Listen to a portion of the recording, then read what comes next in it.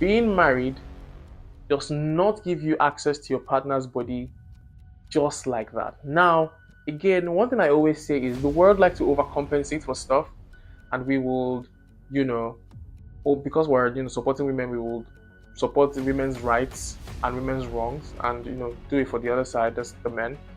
But I like to always play the balancing act to try and balance it out. Okay, so number one, being married or in a relationship.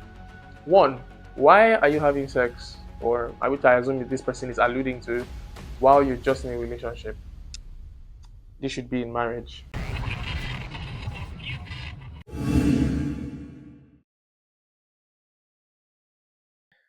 Hello, world. It's me, Abraham Sharon. Welcome to another episode of the podcast.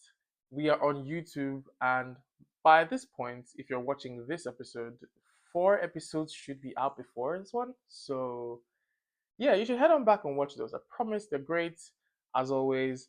I've had amazing guests on. One of them, my younger brother, shout out. Another friend of mine, Sibid Iko, also a shout out. Thank you to everyone who has already subscribed and who has already listened to previous episodes. I would actually like to take our time to shout out to two people, two women, two amazing women. Um, First one is a girl called Ramat Umar. If I find a nice picture of her, if she will send one to me, I will put it in the video. Okay. Anyway, shout out to Ramat Umar. She was there the very first day I recorded the very first episode of the podcast. I was in this studio at my place of work in Nigeria, and she was just right behind me while I recorded. Just this boy, and she was probably wondering, what's he doing? And I was giving a professional mic and all of that. One would say, look how far we are fallen, because now my mic is this tiny thing. But look how far we've come, me being, in another continent and still doing this. Shout out to discipline and all that. Anyway, shout out to Ramat Umar. She was there the first day it was recorded, and she has been listening and also watching the podcast. She texted me once she watched the first 2 episodes, and she was, all up in my grill asking me questions and stuff. I'm always excited to talk to her when it comes down to that. So thank you very much, Ramat. Yes, keep on being my number one supporter. But there is somebody who is actually catching up to Ramat in more ways than one. My girlfriend, the queen of all this, Eric Grace. It's the first time I put your last name online. Anyway, hi mama. I just I don't know if I should call you that on on the podcast. Okay. The first video went up, and in the first comment, my phone popped up. The first comment was, "We opened this in the name of Jesus." I was like, "Yes, that is my girlfriend right there." Amazing. When I saw that message, I was filled with so much. I felt the love really that she was like, we opened this in the name of Jesus. I know all her friends and her brother are like, Amen, amen, amen. I'm like, yeah. That's when you know that there's support in the house, there's structural support in the house. So yeah, thank you very much, Ma.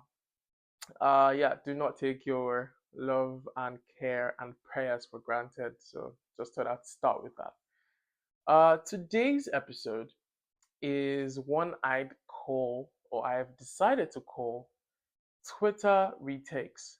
Now, this is not just like today's episode, it's something I'll do once a month where I pick up like stuff, people's takes off of Twitter. I will not call it X because your boy has never had an X and would never have an X. One man, one woman type life. So there is that. Elon ruined that platform, but that is a gist and a rant for probably my TikTok account, which you should follow. Yeah, I also reminded myself, yeah.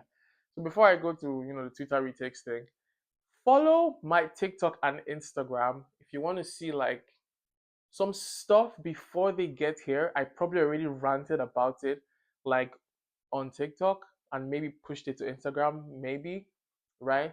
I'm going to use my Instagram for more interactive things like polls, and if people want to leave any messages for me or anything. But my TikTok is where I go to like do my ranting most of the time. So if you like a yapper like me, or if you like intelligent conversations, you should follow my TikTok, which will be on the screen somewhere right now, and I'll also put my Instagram somewhere on the screen. I bring those sometimes uncoordinated thoughts and put them here and for the podcast. So if you want to be tuned into what's going on in my headspace even before you watch an episode of the podcast, you should totally follow my TikTok. It'll be spelled out on the screen. My team of editors and pre and post production people got me. All right, cool. So as I was saying, Twitter retakes. Um, People say the wildest things on Twitter, and they try to come up as intelligent sometimes. They have the amazing takes and sometimes crazy takes. So I decided that I'm going to take some of those takes and I'm going to, what's the word I'm looking for? I'm going to redo them. I'm going to talk about them. Very short though, I'm not going to make it a whole thing. But I'm going to re say those takes from my perspective of what I think it should be, and if you should even listen to some of these takes, because some of these things actually make it all the way from Twitter to WhatsApp to Facebook, and your parents might even share them to you or whatever. But yeah, so that's what we're doing. Twitter retakes. Okay, good. So the first one, um, what's an unpopular, wow, unpopular. What's an unpopular opinion that can put you in this position? I know you guys seen that picture of it's the guy from Tangled, the love interest, the male love interest. I can't remember his name, Ryder or something, where they had like a bunch of knives pointed at him, and it was like, he doesn't care. Yeah, that one. I'm gonna put it on the screen anyway. So, what unpopular opinion can put you in this position? Someone said at Flora etc. I think. She said being married or in a relationship doesn't automatically mean you're entitled to your partner's body. Do I agree? Do I not agree? Of course I agree. Being married does not give you access to your partner's body just like that. Now, again, one thing I always say is the world likes to overcompensate for stuff, and we will, you know, or because we're supporting women, we will support women's rights and women's wrongs, and do it for the other side, that's the men. But I like to always play the balancing act to try and balance it out. Okay, so number one, being married or in a relationship. One, why are you having sex, or which I assume this person is alluding to, while you're just in a relationship? This should be in marriage. That is all I will say on the matter for now. One day we will have this whole conversation about sex, marriage, sex not in marriage. All right. So that's all I'll say for that for now. But now, if you're married, you do not have access automatically to your partner's body. Consent is key. Consent is sexy. If you have a girl, or you want to get in a relationship with a woman, not just a girl, right? And you guys have probably have had this conversation, and you should have wild conversations. Really, it'll help you know where the person is coming from mentally. And she says she likes a man who will you know, just wants to just jump into it, just take her or whatever, way we're going to describe that entire interaction. That, if you ask me, is kind of a red flag. And maybe she doesn't know that it is, and you guys might have to talk it out.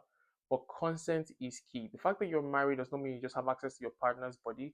There have been cases actually where women who are married have sued their husbands to court for the R word.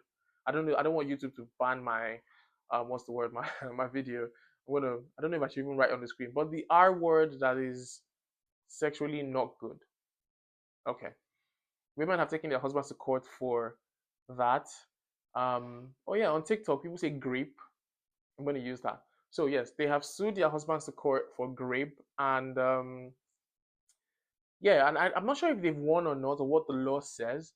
But at the end of the day, there is nowhere when you marry a woman they didn't say she has to give you sex automatically. Now that's on one hand. On the other hand, sex should not be something that is, like I've said probably in multiple conversations, it should not be transactional in the sense that you should not use it to, oh, I will do XYZ if you do XYZ. Sex is something that both partners should enjoy in a relationship. Also, I would like to say that, guys, the well, I'm planning to get married someday, so I'm reading some books. So if you ask Sharon, where are you getting this information from? It is from the multiple books and multiple sermons I've listened to on the topic. The act of initiating sex doesn't start at the point where you say, this is what I want to do. It starts way before that, in the day, the way you treat her during the day. If you treat her like a queen during the day and you basically prep for it, it will boil down to that moment, okay?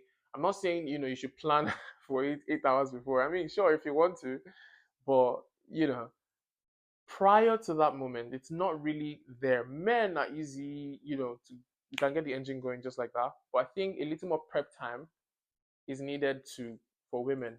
And so you could do that. So you don't have to seem like you're forcing your partner to do anything. The last thing I'll say on this matter is you do not want your partner to associate some form of prisoner mentality, the fact that they are stuck in a situation they don't like because they're married to you, especially when it comes to intimacy between the two of you. You don't want them to feel like they're stuck and to attach that feeling to you touching them or whatever, right? You do not want that. That it's sullies the soup. I don't know if that's a thing people say. It spoils the soup, right? Because now every time you come near her, she's thinking, she has to mentally put up, get ready for the whole thing. It's not something she just falls into because she wants to be there. She feels like she's forced to be there. You don't want that, my guys. So that is it. That's what I'll say for that one. So I hope that take has been reformed in your mind, which is the point. So in case you see this take anywhere, this is how I think we should think about it. Okay, consent is key. Consent is sexy, and like I always say, it is great to be in love with a child of God. Okay, I'm gonna stop doing this now. I don't know where that's coming from. Let's see. Next one. I have a bunch of them on the phone here. Let's see what the next one says. Oh yeah, I also thought about let me see the replies. What people on Twitter talk say or in response to this tweet. And someone said, I think I'm gonna put this up too. Someone said it doesn't make you entitled to someone's money either. This is also sorry. These things crack me up. Most of the times when I see stuff like this, I'm gonna laugh a lot on this. I'm gonna laugh a lot during this, so please bear with me. Why are you having sex in a relationship? It's only when you're in a relationship when you're thinking, oh, okay, so it's such a weird red flag, like a weird toxic thing. So you're giving money, and so she's giving you sex. Why are you thinking like that? Number one, because you're having sex in a relationship, there's already, in just, before marriage, what I mean. There's already that thing where everybody still feels like they can stand alone. But in marriage, you guys are already intertwined. It shouldn't be transactional, like I said before. I'm giving her money. What does that even mean? It's your wife, right? So, that's just a side thing. But yeah, some dude said that, and I found that very funny that he did. Well, although it's not funny, but like I found that funny. So okay, next one. Um, again, I don't know what is it people on Twitter and the sex talk. I don't know if that's all our generation really talks about. I did make a video about this on TikTok, right? Why is that all we ever really talk about? I just decided to take out one episode a month just to get it out of the way. But yeah, why is that all we ever really talk about in generation? Relationships, blah blah blah blah. Calm down. There are many more important things, which is why I think if people ask you why do you listen to Sharon's podcast, tell them it's because it's more than just the relationship sex talk that seems to be rampant in the podcast space. We do a lot more here, as you would see from the topics that I'll talk about. For example, the episode 2 was about the psychology of being the firstborn that I am and how that affected my siblings. If the way I was raised affected the way they saw me, did it make them hate me? Very therapeutic and very intelligent conversations. But again, that's on the side. All right, someone asked a question on Twitter. This is the second one that we're retaking. Another take we are reworking. Just because a few men are bad doesn't mean you have the right to say all men are the same. Think before you speak and hit that post button. Someone else replied, not all men rape. Some only think of it. Some only listen to music and watch porn that supports it. Some only share unsolicited media of women in their groups. Some only disrespect and objectify women within their male groups. Only a few take steps to raise voice against it. Now, I don't know if you guys have been online where you've been talking about man or bear conversation, blah blah blah. I've also done videos on this, which is why I say follow my TikTok. You will get to see in real time a bunch of my takes on these conversations, especially coming from a child of God who has been in a relationship for almost 3 years, and I think I'm doing it well enough. I don't know if my girlfriend would allude to that. I think she would. I mean, she's still with me, right? So anyway, So the man versus bear thing has been happening, but here's what I think. If they say all men are the same, they do XYZ thing, it's because a lot more of them are doing it. That's on one side. Like I said, we have to balance out the equation. On one hand, if you pick random 10 men, right, and 8 of them do the same thing, it is easy to say all men are, because the odds of you coming across the random two who do not are very, very, very small. That's on one hand. On the other hand, social media is an echo chamber. It's easy for you to be stuck in a bubble. That's kind of what the TikTok algorithm does. If you're kind of in one space, it will kind of keep you in that space, and you will keep on seeing information that it's your thing. That's why you see some people are on book talk. These are people who really like books, and all they really see is a lot of book associated stuff. And then they might branch into film talk if a book is converted into visual media, stuff like that. So social media is an echo chamber, right? So it's easy for you to regurgitate the same amount of information from the same set of people, and you think that's all the world really is. On this whole thing with men, one thing I know about good men is that they are in their houses. They are not loud. They are not on social media. Social media pushes bad news a lot faster than we hear good news. You do not see people appreciate, oh, this guy has been with this woman for 20 years. Let that thing blow. But let them say, oh, they've been together for 20 years and the man did XYZ or the woman did XYZ. That thing will trend. Why? Social media, pushes the what's the word? The worst of the worst. That's what really trends on social media. Controversies, horrible takes, wild takes, those things trend. And so the good men are home, quiet, living their lives with their women for multiple years. No one ever hears about it. So it's easy to think that that's what all men do. But for a woman to be safe, if that's how they want to live their life, I totally agree with it. All men are not, obviously not all men do these things, whatever situation. But the odds of you meeting a man that doesn't do those things, are very low, like I said, because many of them do. And I also think if more men come together in our own spaces and talk to our guys, like someone said, you think of it, I'm only listening to music, watch porn, blah blah blah blah blah. Many other men, or maybe they share unsolicited pictures, right, of women, of media of women in their groups. When you hear your guy say some weird toxic thing, do you just laugh and say bad guy?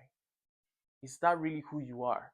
In the spaces that men occupy, if we are watchdogs for our own selves, more of us will not be able to. We will be able to catch it more easier than women would, right?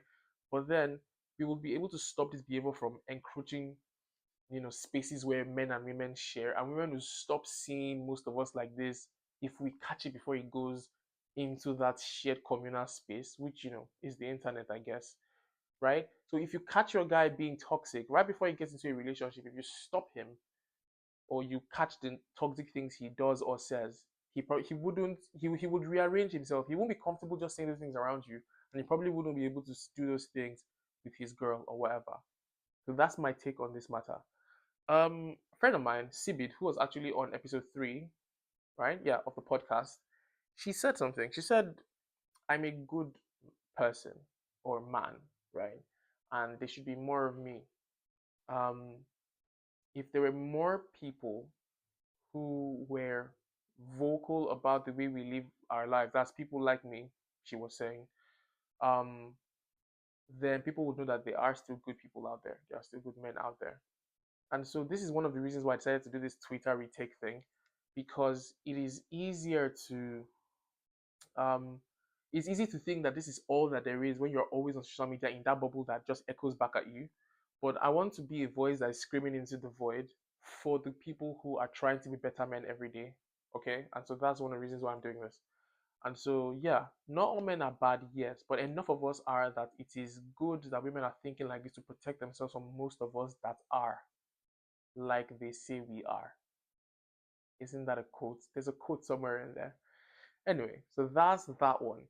I do not want to make this really long, and so if I think it is, I might split this into a part 1 and part 2, because some people say 30 minutes is the most they can do when it comes to, like, what's the word? Podcast attention span problems, maybe. But yeah, let's see what we're gonna do. So the very next one um, is, let's see, what do we have? We've done the not all men thing. Okay. Somebody else replied to that and say a normal man hear me out. Someone said a normal man should remain unshaken when people say they can't trust men. If he knows his worth, he doesn't need to defend himself as he understands that such generalizations are not aimed at him personally. Stop defending criminals just because they're the same gender as you. And I totally agree. I've never once taken it personal that women have said not all men, not all men. Bro, I don't do that. And you can talk to women in my life. I do not do many of the things these men say. I try to catch myself if I'm being misogynistic or something. It's easy to be. You will be very shocked the tiny things that could be said to be misogynistic. And I asked my girl, do you think this is something? What I just said now was that weird? Da da da. And she'd be like, oh no, that's fine. This is not fine. Which is how it should be. Let the women in your life check you when you're falling out of line. And so yeah, I'm mostly totally unbothered and I say nothing. But like CB said, if good people say nothing, it's like we're not there, but we are. So I am saying something now. If you're a good man, you should be seriously unbothered about this. The only thing you would do is to protect your daughters in the future. I'm saying that because I don't have a sister, right? You will check the men in your life, so they will check other men in their lives, and then this keeps on going and going and going, right? So yeah, let's move on to the next one. Okay. Now there was a video online. Let me take a step back. Ooh, it's been I've been talking for so long. Okay, so there was a video online of this guy who has hair like me. I don't know his name. I can't remember now. He basically found this bus driver. The guy basically took him out to buy a bunch of stuff. Then he gave him money for his kids. Just basically refinanced this whole family. People found out the father and mother were not really together. The woman was claiming to be single. The man was claiming to be single. A bunch of stuff. Basically, it now became a whole fight between men and women again because we somehow can never come together to fight the government who are the ones actively ruining our lives. But that's a side conversation. Um, it was a whole thing about men make sacrifices but children don't know because women are the ones that are mostly in contact with the kids. They don't know that the fathers are going out doing so many things. This is probably true, right? This is probably true. But also, it's made people give wild takes. I probably would insert that video somewhere here if I can find the time. If it doesn't stretch, my time, I'll put that video in just to reference it, but not the full video. It's quite a long video. But yeah, so someone called at Ebo Eboka Victory on Twitter said this. With all the events surrounding this video since it got out, I'm further sure that I'll spoil myself silly even in marriage. I can be a very selfish person, and it's because I have seen how men who do not take care of themselves are treated at the end of the day. I won't over prioritize you, no matter how beautiful you look. I'll always, I'll always come first to me. And I know this might sound strange, but if I haven't given myself a million, a million gift, a million naira, I might not, I'm not getting it from anyone for anyone else. I have made it a culture to first spoil myself before spoiling anyone else because it doesn't often come to women to naturally do that for you. Before a woman spoils you, you must have done her spoiling 10 times more. And that her one time is always a reward for all the times you've spoiled her. Not because she deems it fit. It is a long tweet. Okay. It's gonna be on the screen. Hopefully you're reading along. Not because she deems it fit that you deserve spontaneous spoiling too as a partner. It's why I'll never have pity for men who don't date or marry right, or men who want to solely carry the family. You'll only die young, you'll only age faster. Because the responsibility of taking care of a home all by yourself shouldn't be a thing, it's partnership. So start with when you're dating. Plenty things. Bruce said plenty things. Okay, let's start from the beginning. He said, because of the video, he's going to spoil himself first for spoiling his people.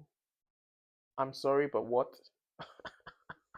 I'm sorry, but what? Okay. Um, both parties need to be spoiled, quote and unquote, right? both parties need to be spoiled. That's on one hand. In my relationship, ooh, I feel joy doing things for my girl, and she does things for me. Jesus Christ. When we started the relationship, I asked her something. I said, "Tell me the things." I saw this somewhere in probably one of the books I read about relationships. Find out the things that that when somebody says this thing to your partner, the partner can't be friends with this person again, or things that they almost will never forgive, and then things that really make them happy. Blah blah blah blah blah. One of the things that makes my girl happy is food. Okay, she's a foodie, but like she still has a way to still step back from being a foodie, but deep down in the depths of her soul, she's a foodie, and I love that. Right? When she is on Instagram and she shares her screen to me sometimes when she's home and I'm home, and she shares the screen to me and she's like, okay, so you see this food, right? See what they did here, see what they did here, blah blah blah. She sends me a video of like something, you know, they're cooking on like in like a video and someone's cooking something. In my head, I don't know if I've even told her this, but in my head, I'm curating what we're gonna be eating when we're married. I'm sorry. It's this amazing menu of what we're going to be doing daily, of the kind of meals she thinks are good, you know. So I love the fact that she loves food, and so me getting her food is a way that I show that love to her, and then she is a way she knows I show love to her. So for her birthday, which is actually this week while I shoot this video, her birthday is on a Wednesday. Today is a Monday. I got her food on a Monday. I'm giving her food Tuesday on the birthday, Thursday, and Friday. For the entire week of her birthday, she gets to eat a meal on me that is good, that she chose as a birthday gift. Because everybody deserves love. Now that's what I do for her because she knows I know she loves food. What does she do for me? Somebody might ask. All these amazing things you're doing. For those of us who are gamers, she got me FM, the game FM 24. By the way, FM is in dollars. She earns money in naira, and she bought me that game. It wasn't cheap. By the way, she bought me this. Right? This is just to prove that there shouldn't be this is how I'm gonna do, this is what I'm gonna do for myself. I'm gonna be selfish in marriage. You guys should love to do the thing that your partner that gives your partner joy. That is on one hand, right? That is on one hand. One other thing he said is that he will never have pity for men who don't date or marry right because you'll only die young, you'll only age faster. It is true. You don't want to put everything on your partner. One thing that Michelle Obama said in an interview that I think I remember is that no one person can give 100% in a relationship 100% of the time, right? When a husband, was president and he was during his election, the election season, and he was running the circuit on, having to travel from state to state. Obviously, he couldn't be there for like the I don't know, maybe not birthday parties, maybe birthday parties even, or basketball games for his children, PTA meetings, all those things. He couldn't give 100% at that point in time. But now that he's done being president, apparently he's the one going for all those things, and he's letting her go for her book tour, going for her speaking engagements and stuff like that. And so in a relationship, it really is 50-50. But if you go in with the mentality that you're going to be selfish first, what are you doing? One thing I've always told my girl that I love, that I'm still gonna do, and you guys should keep me accountable. Always ask me, Sharon, have you done this thing? Is I told her, when I make my first £1,000,000, right? When it cross, I'm that I'm oh no, not that when I make it, that I'm going to send her her first £1,000,000. I'm going to transfer that money to her account. And also she said she's gonna do the same thing. So it's a race to who makes that money first, right? And we're doing good, we're doing good. So yeah, giving your partner things, making them happy should be a thing that gives you yourself joy. It gives you satisfaction. I still have a video of the very first gift I gave my girl, and it wasn't even a gift from me. It was a gift from my mom and my aunts. And I have the video of her, opening the package, and I go over that from time to time. Love that video because that was the first time I saw that smile that I want to keep on her face. And so think of your relationship like that as a man. Do not let social media make you think, oh, this is how we met. Oh, come on, man. There are amazing people out there. And I always say, and I think I've said it one time here, It is amazing to be in love with a child of God. Children of God are the best to go out with. We are great. Jesus loves us unconditionally. And so we love our partners unconditionally, bro. Okay. All right. So that's that one. So what else did he say? When women spoil you, you must have done spoiled her 10 times more. Blah blah blah blah blah. Bro, chill. People bring things to relationships that are intangible things. Intangible things. And this is the last thing I'll say on this. People bring intangible things to relationships. During my the course of my study in the UK, do you think there were days where I was going through it and I would call her and she would ginger me to go do this thing or that thing or everything is going to be okay? You know how much money in therapy that I'll have given the therapist that I didn't even give to her? I should be paying for all the words of encouragement if you ask me. There are days when I'm in bed and I'm like, oh babe, I need to do this thing, but I'm so tired and I'm in bed. And then she'll be like, do you need motivation to get out of bed? And I'm like, yes. And she'll be like, you know that if you don't do this thing, she will make me so scared of not doing the thing by making the situation seem so bad. And then I'll get out of bed like, yo, we're not letting that happen. Not on my watch. You need that encouragement from your partner. Don't ever think that, oh, they have to match you gift for gift. Come on, guys. Come on. It's not even like that. They don't have to match you gift for gift. People bring seriously intangible things to relationships. All right. So yeah, that is that. That is that. Let's see if there's one more thing. Okay, okay. The last thing. Okay, sorry.